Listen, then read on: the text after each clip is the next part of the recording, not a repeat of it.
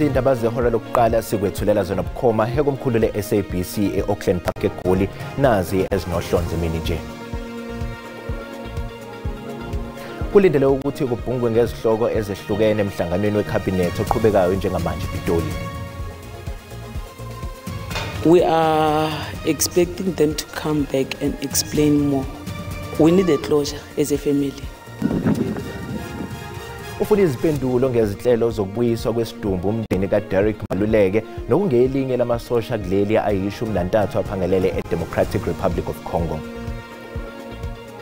We have arrested two suspects, one aged 29, the other one 37.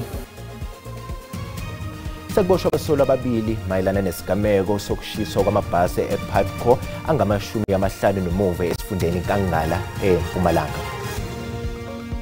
Big match on Saturday. One cannot exaggerate or highlight it more. The biggest match in the calendar of the South African League or in Africa. I-Orlando Pirates ithi nokuzethemba ngaphambi kokutholana phezulu nezimbangi zayo i-Kaizer Chiefs enkundleni i-FNB ngomgqibelo.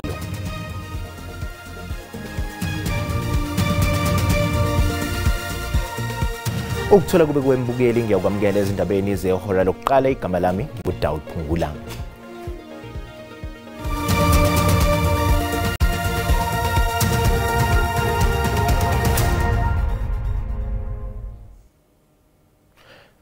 Kulindele ukuthi kubhungwe ngezihloko ezehlukene emhlanganweni wekhabhinethi oqhubekayo njengamanje ePitoli. Okuzwa kabanzi ngalolu daba sixhumana nentatheli yezombusazwe lapha eSABC uSamkele wakaMaseko. Maseko, ake sikwamukele ezindabeni zasemini nje sicela usichazele ngokulindelekile kulomhlangano wekhabhinethi lohulumeni wobumbano.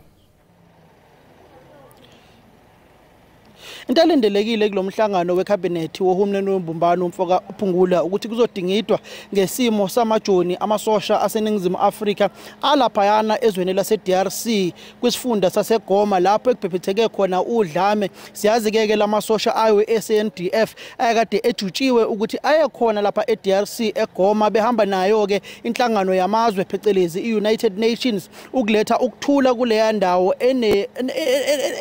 enama minerals amaningi enegolide enayo yonke into ukuthi ikwazi ukuthi kube khona uzinzo nokuthula kuleya ndawo. Siyazi ke ukuthi ama M23 rebels asephethe indawo ezimqoka kuleya ndawo yakhona eGoma. Siyazi kulama sosha ayishumi nantathu aseningizimu Afrika ashonile. Kulindeleke ukuthi ungqongqoshe wezokuphepha eningizimu Afrika phecelezi ungqongqoshe wedefense uEnji Motshekga ukuthi namhlanje ngoba kubanjwe yona icabinet lihutla nayo icabinet namhlanje kuseni sizolithola ithuba lokubhunga nayo ukuthi kwenzakaleni iziphi izinhlelo abanazo ukuthi amasosha eningizimu Afrika aqhubeke ukuthi aphephe kuleya ndawo abazama ukuletha ukuthula kuyona. Siyazi ke nezinto ezithinta umnotho waseningizimu Afrika uzobhungwa ngazo kakhulu njengoba nongqongqoshe wezogesi namandla eningizimu Afrika uDokotela uKhosentso Ramaphosa naye sizolithola ithuba lokukhuluma naye.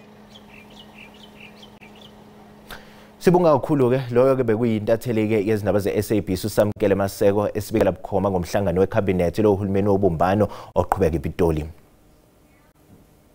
Kanti-ke mesihlabela phambili njengoba sekuvele eminye imibiko ngokushona kwamanye amasosha amane aseningizimu Afrika empini namavukelambuso eDemocratic Republic of Congo, umndeni welinye lamasosha adlule emhlabeni uzwakalise ukukhungatheka kwawo ngesikhathi ulumana indlebe nethimba labezindaba.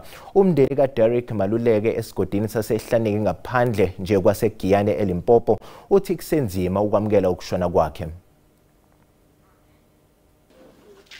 Izihlobo kanjalo nomakhelwane babuthane ekhaya la kwaMaluleke ukuyoduduza lo mndeni. Lono beyinhloko yalomndeni uPrivate Derek Maluleke ungelinye lamasosha ishagalolunye oqala bulawe mavukelambuso M23 eCongo ngesonto eledlule. Maluleke wabayilungu lombutho ezokuvikela kokuqala ngo2011 ngemuva kokuphothula uMatikuletsheni. Zibhlungu izinhliziyo zalomndeni ngokushona kwakhe futhi bakhathazekile ukuthi ngabe umzimba wakhe uzolethwa nini ukuze bawufihle. We are expecting them to come back and explain more. We need a closure as a family.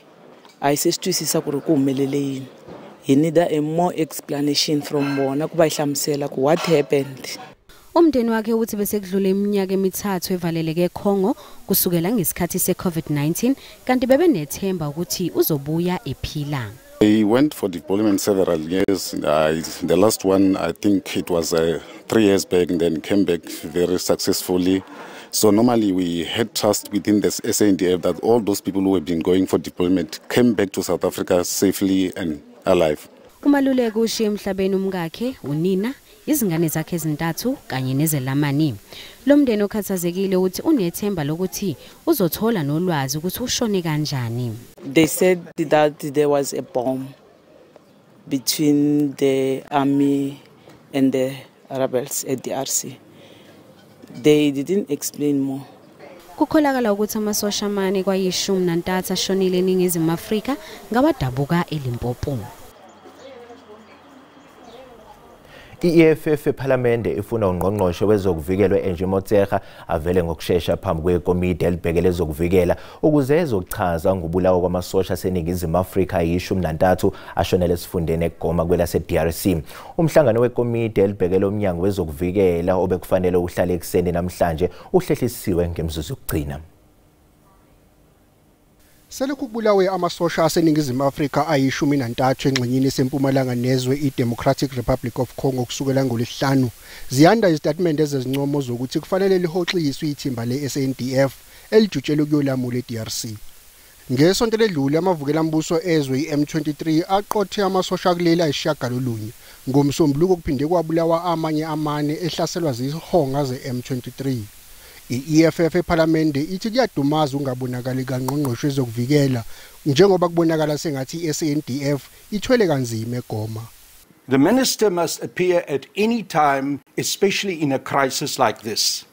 Surely the ministers should be fully aware of everything that is happening in the DRC. She doesn't need to be given long notice to do so. We deal here with an absolute crisis. Every minute of every day counts in order to save the lives of our soldiers. I-EFF ngelinye lamaqembu sekunesikhathi eside laphakamisa ukuthi kuhoxiswa amasosha aseNingizimu Afrika kulolu dlambidlu luqhubeka eDRC.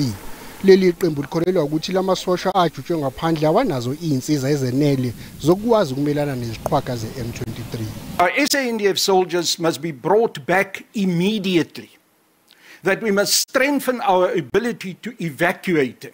Goma is in the process of falling if it's not fallen already. Abe-SANDF bathi isinyathelo ngokuhoxiswa kwamasosha isinqumo esingathathwa kuphela ngokwezingxoxo zezinga likahulumeni. Amaphoyisa aseMpumalanga sebophe abasolwa ababili mayelana nokushiswa kwamabhasi angama-51 ePADCO esifundeni iNkangala eMpumalanga. Kube ukuthi abalisa abangaziwa abebehlomile bagasele ezikhungweni zale nkampani yamabhasi bathungela amabhasi ngomlilo. Kube nokuphazamiseka izikhungweni ezine zamabhasi ePADCO eMuloto eMpumalanga kubikwa ukuthi iqembu labantu abangaziwa linqonqisa amabhasi izolo ebusuku. Amaphoyisa athanethemba lokuthi azobopha abasolwa abaningi abasolwa ngokubandakanyeka kulesigameko. We have arrested 2 suspects, one aged 29, the other one 37. They are all males. They have been arrested last night. And one of the suspects that was arrested was found in possession of a magazine, though there were no ammunition.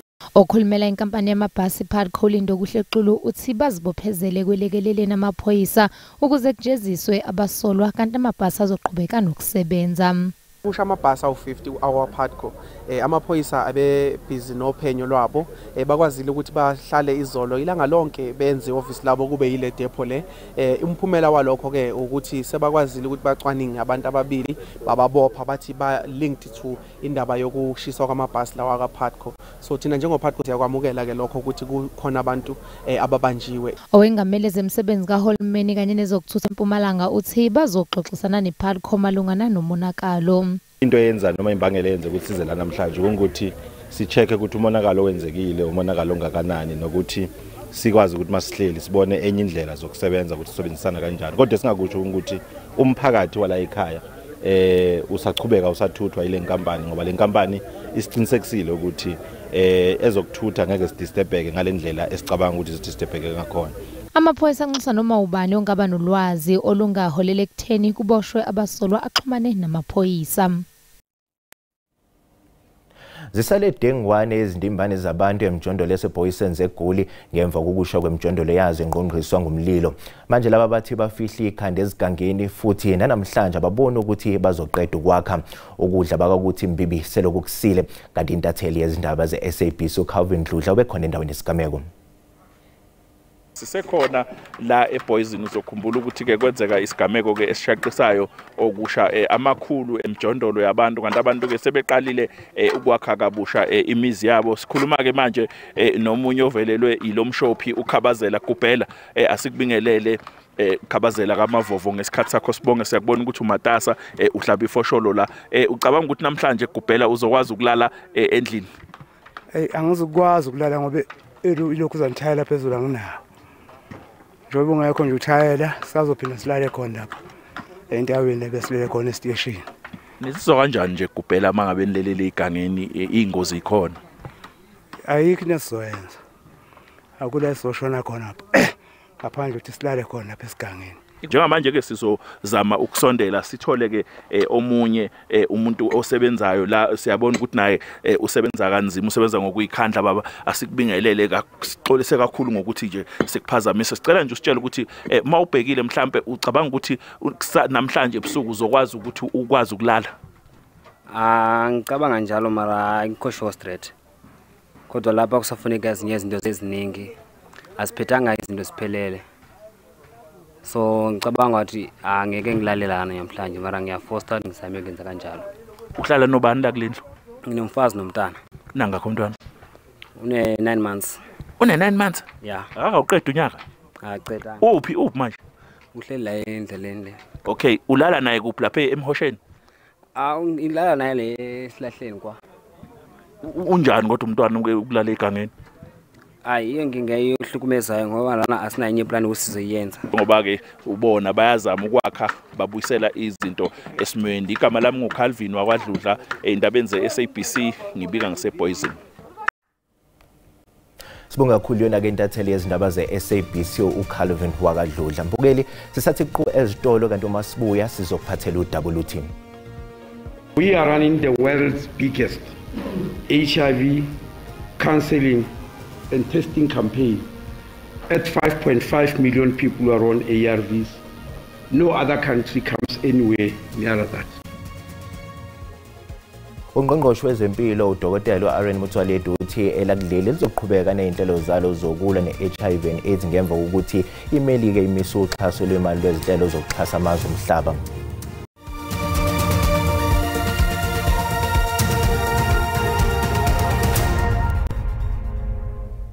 Sikubingelele sikwamukela uma ngabe usanda ngena udabeni oluphambili besibika ukuthi kulindele ukuthi kubhungwe ngezihloko ezihlukene emhlanganweni wecabinet oqhubekayo njengamanje ePitoli. Bukela sikukhumbuza ukuthi lezi ndaba ziyatholakala ku-YouTube naku-SABC Plus. Ngena kuzo uzicinge ngamagama athi SABC izindaba nakanjani uzozithola ngomjalo bazo. I-DA izobhekisisa kabusha ukuba yingxenye yohulumeni wobumbano ngenxa yokuthi ayeneme ngezinqumo ezithathwa uMengameli wezwe Cyril Ramaphosa ngaphandle kokuxoxisana nayo. Lokhu kulandela ukucikicwa komthetho wokubuyiselwa komhlaba. This is not an ANC government anymore. There are other parties with different views and opinions, and we must have those discussions. I-DA izwakalise ungaculiseki kwayo. Leli qembu lithi kuningi okufanele kuguqulwe kuhulumeni wobumbano. Umholi we-DA uzwakalise ukukhathazeka ngokuziphatha kwe-ANC kulo hulumeni. Lokhu kuza emva kokuthi uMengameli uCyril Ramaphosa ecikice ukuba ube semthethweni umthetho wokubuyiselwa komhlaba ngale kwesiqephezelo ngolwesine lwedlule. Lo mthetho ke ungomunye i-DA engahambisani nayo kusukela kwasungulwa i-GNU. So in a coalition where there are ideological differences, you focus on the things that you can get right. And let me be very clear. We're not here to implement the National Democratic Revolution. That's the ANC's ideology. It's not the ideology of the Government of National Unity. uSteenhuisen uthi okwamanje basayingxenye kodwa uma izinto ziba nzima kuzomela babhekisise isinqumo sokuba yingxenye yeGNU. Have we reached that point yet? No, not yet. I don't believe that. I think the coalition is relatively new. But if this current trend continues of simply giving a tin ear to the views, opinions, thoughts and ideas of DA ministers in government, then there really is no point us being there. We might as well be sitting in opposition in parliament. Kusenjalo umengameli uCyril Ramaphosa kanye nomholi weDA bekulindele ukuthi babe nomhlangano ophuthumayo ngaphambi komhlangano wecabinet oqhubekayo njengamanje. Ungqongqoshe wezempilo uDkt Aaron Motsoaledi uthiyela kuleli lizoqhubeka nezinhlelo zalo zokulwa nesandulela ngculazi kanye nengculazi uqobo lwayo ngemva kokuthi iMelika imisa uxhaso lwemali lwezinhlelo zokuxhasa amazwe omhlaba. We are running the world's biggest HIV counseling and testing campaign. At 5.5 million people are on ARVs. No other country comes anywhere near that. The total amount spent in this campaign is 44.4 billion rand.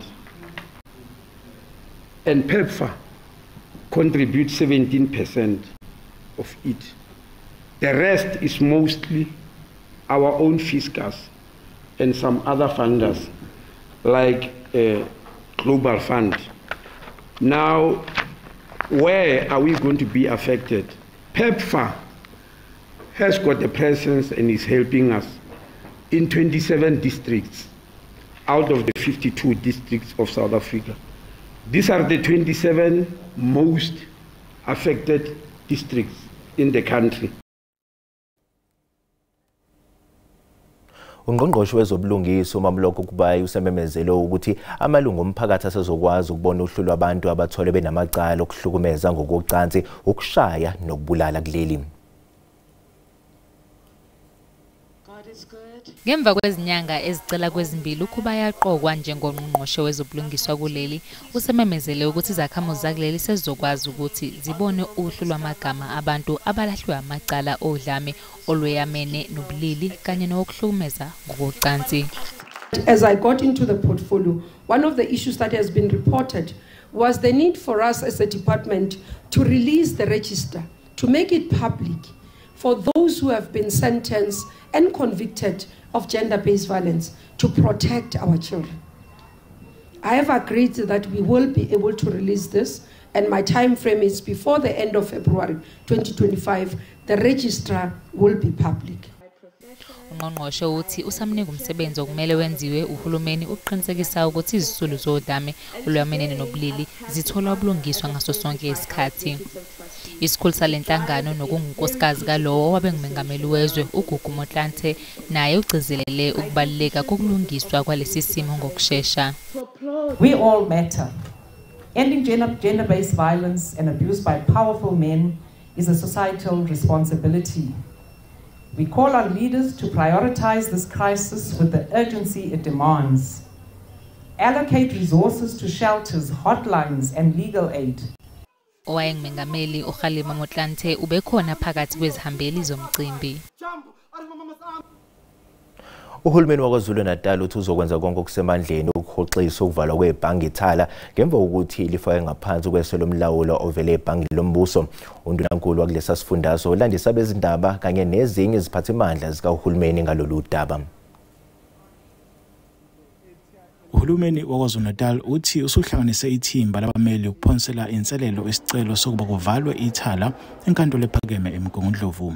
Lesikhungo semali besingenalo igunya lokuba yibhange kepha besebenza ngaphansi kwemvume ekhishwa ungqongqoshe wezemali. We must give assurance the people of KwaZulu-Natal that ithala will never be buried alive. We are there to ensure that ithala is being sustained. We will fight using all platforms and weapons we have.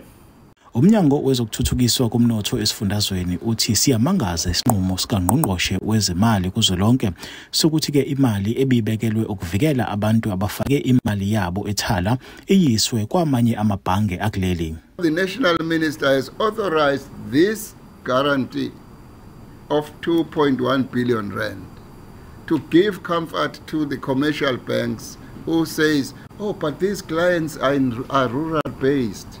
They are small business.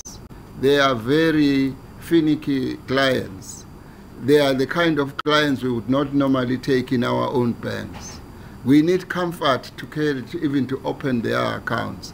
He takes this guarantee away from Italasok. Umgcini mafa uqinisekise izakhamuzi ngokuthi labo abanemali kuma-account abo ethala bazovikeleka. NginguSimphiwe Makhanya wezindaba ze-SABC ngiseThekwini.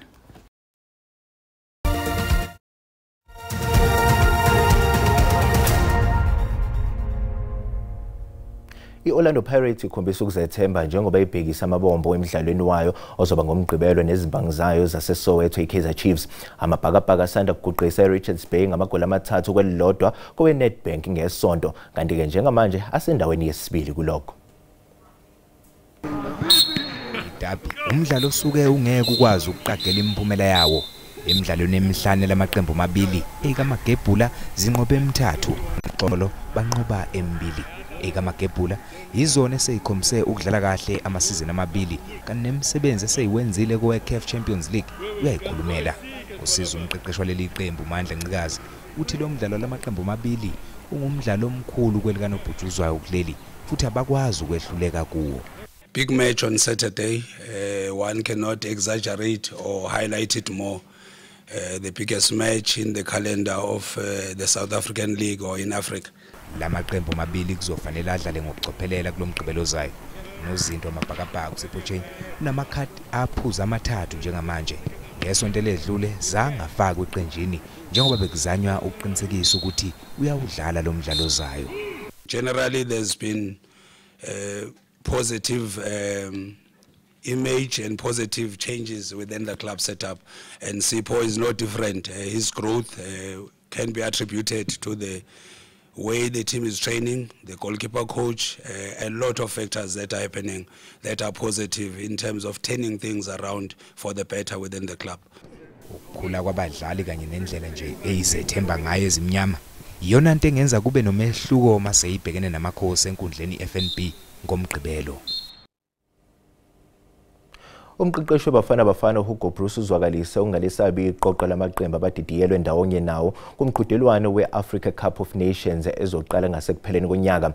Iningizimu Afrika izobhekana ne-Egypt, iZimbabwe kanye ne-Angola esigabeni seqoqo U-B. I-AFCON yakulonyaka ezosingathwa eMorocco iyoqala mhla zingama-21 kuZibandlela. When I look at our opponents for AFCON, I think that Egypt is the favorite to win the group. They didn't make a very good last AFCON. They didn't perform like everybody expected. They were very soon out of the tournament.